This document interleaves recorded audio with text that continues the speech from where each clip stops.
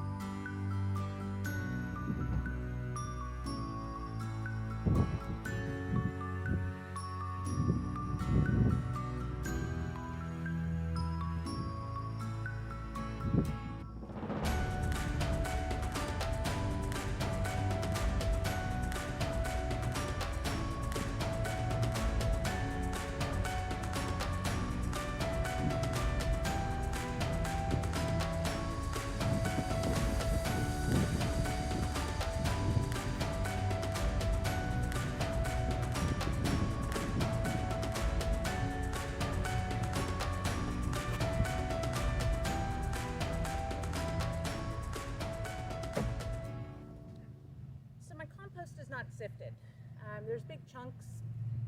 This is grass, and all the grass has been kind of squozed together and stuck. I don't care.